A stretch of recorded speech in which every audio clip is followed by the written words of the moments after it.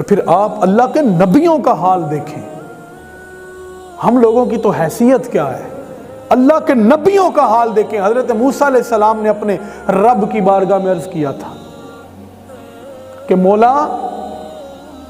میری زندگی کے جو سارے اعمال ہیں، کوئی بندہ کسی صحابی کے، عام جو غیر صحابی ہوتا ہے، کسی صحابی کے گرد راہ کو نہیں پا سکتا، کتنا بھی نیک ہو، کتنا بھی پرہیزگار بن جائے، کسی صحابی کے گرد راہ کو نہیں پا سکتا۔ تو پھر جو اللہ کا نبی ہو، اللہ تبارک و تعالیٰ نے جس کو خود چن لیا ہو،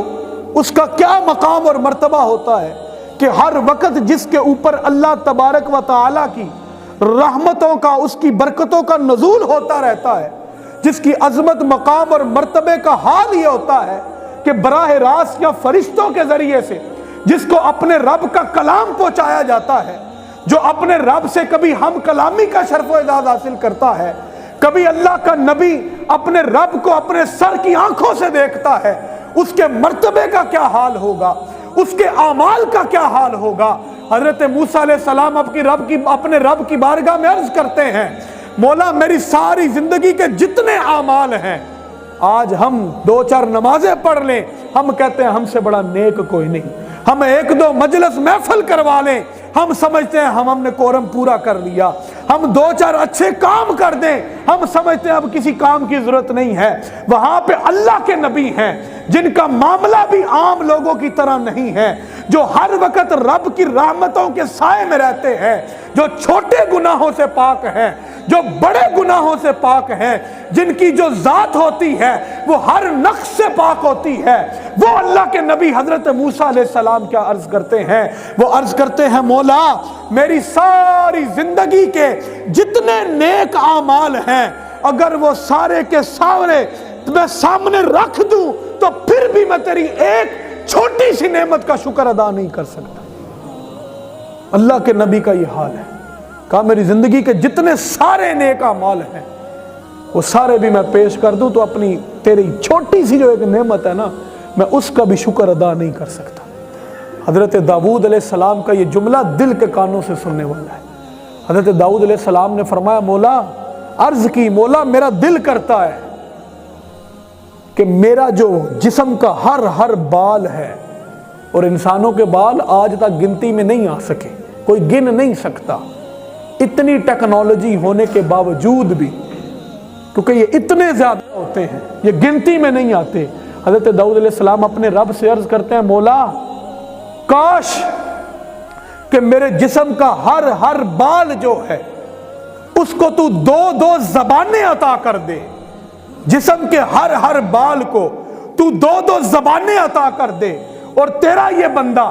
تیرا شکر ادا کرتا رہے، مولا پھر بھی تیرے شکر کا حق ادا نہیں ہو سکتا۔ اور حضرت موسیٰ علیہ السلام نے اپنے رب سے یہ بھی بات عرض کی تھی، مولا حضرت آدم علیہ السلام نے تیرا شکر کیسے ادا کیا، یا کیسے ادا کیا ہوگا کہ تو نے ان کو اپنے دست قدرت سے پیدا فرمایا ہے، جیسا کہ تیری شان ہے، تو نے ان کے جسم میں روح پھونکی ہے، تو نے ان کو جنت رہنے کے لیے عطا کی ہے، مولا تو نے سارے فرشتوں کو جو ہے ان کو سجدہ کروایا ہے، ان کو مسجود ملائک بنایا ہے، مولا اتنا مرتبہ دیا ہے، تیرے یہ جو حضرت آدم علیہ السلام تھے، مولا انہوں نے تیرا شکر کیسے ادا کیا ہے؟ تو بات بڑی غور طلب ہے۔ آگے سے رب وہی فرماتا ہے، کہا میرے موسیٰ اس نے میرا شکر ایسے ادا کیا ہے کہ اس کو پتا تھا کہ جو کچھ کیا ہے، جو کچھ دیا ہے، وہ میرے مولا نے مجھے عطا کیا ہے۔ ہمارا یہ بھی ایک مسئلہ ہے، ہمارے پاس جو کچھ ہے ہمارے مولا کا دیا ہوا ہے کہ نہیں ہے؟ تو کیا اللہ نے وہی فرمائی کہ اس کو یہ پتا ہے کہ اس کو جو کچھ دیا ہے اس کے رب نے دیا ہے؟ ہم معاذ اللہ اپنے اعمال سے یہ ثابت کرنے کی کوشش کرتے ہیں کہ شاید ہمیں بڑا کم مل گیا ہے، ہم زیادہ کے حقدار تھے، ہمیں تھوڑا دے دیا گیا ہے۔ ہم کبھی اپنی حیثیت دیکھیں اور اس مالک کا کرم دیکھیں تو ہمیں پتا چلے کہ ہم تو ساری زندگی اپنے سر کو اس کی بارگاہ میں جھکا کر سجدہ شکر میں خدا کی قسم اپنی زندگی ختم کر دیں، پھر بھی حق ادا نہیں ہو سکتا۔ یار میں کہتا ہوں ساری چیزیں چھوڑ دیں، اللہ اکبر، سب کچھ چھوڑ دیں، اللہ کی کتنی نعمتیں ہیں ہم گن بھی نہیں سکتے۔ وَإِن تَعُدُّوا نِعْمَتَ اللَّهِ لَا تُحْصُوهَا، کیا اس کی یہ چھوٹی نعمت ہے کہ اس نے ہمیں آمینہ کے لال کی امت میں پیدا فرمایا ہے؟ ہمیں کافر بنا دیتا، ہمیں بدبخت بنا دیتا، ہمیں مشرک بنا دیتا، لیکن یہ اس کا بہت بڑا فضل اور کرم ہے کہ اس نے ہمیں حضور کا امتی بنایا ہے۔ ہم تو اس کا ہی شکر ادا کرتے رہیں تو حق ادا نہیں ہو سکتا۔